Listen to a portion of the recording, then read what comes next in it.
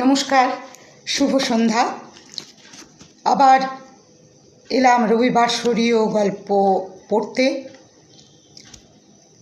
আজকে আমার পছন্দের গল্প মানবতা হোক ধর্ম।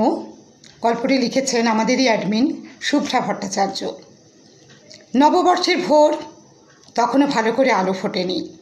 সুলেমা খুব সন্তর্পণে বাড়ি থেকে বেরিয়ে বোরখাটা ছুঁড়ে ফেলে ছুটে ঝাউবনের আড়ালে থাকা মৃণালের বুকে ঝাঁপিয়ে পড়ে বলে, চল তাড়াতাড়ি কোর্টে চল, প্রথমে মানবতা ধর্মে রূপান্তরিত হব, তারপর বিয়ে। উফ, কী আনন্দ! চল চল, আমার আর তর সইছে না।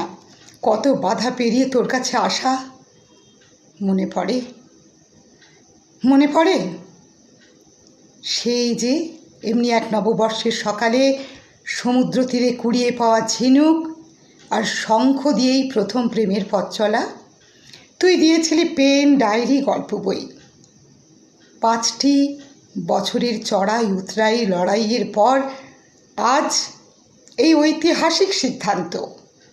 উফ, আর কেউ আমাদের আলাদা করতে পারবে না, এটা ভাবতেই আমি রোমাঞ্চিত। আবেগে উচ্ছ্বসিত সুলেমার এক নিঃশ্বাসে বলা কথাগুলোকে নিয়ে মৃণালের গাড়ি দ্রুত চলল শহরের দিকে। ভাগ্যিস মৃণালের বাড়ির পূর্ণ সমর্থন ছিল, তাই তো এত বড় দুঃসাহসিক ঝুঁকি নিতে পেরেছে সে।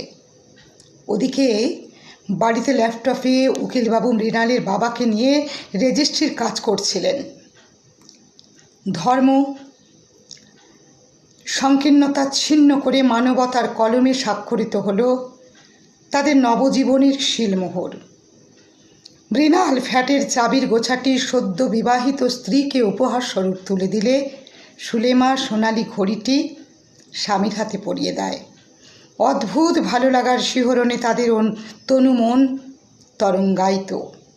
সব ধর্মের ঊর্ধ্বে যেন নববর্ষে নবদম্পতির জীবনে এক নবজাগরণের সূচনা।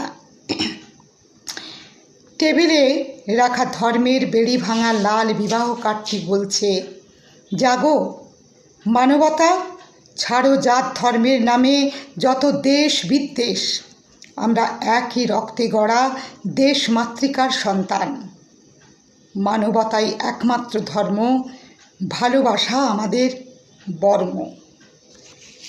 নমস্কার।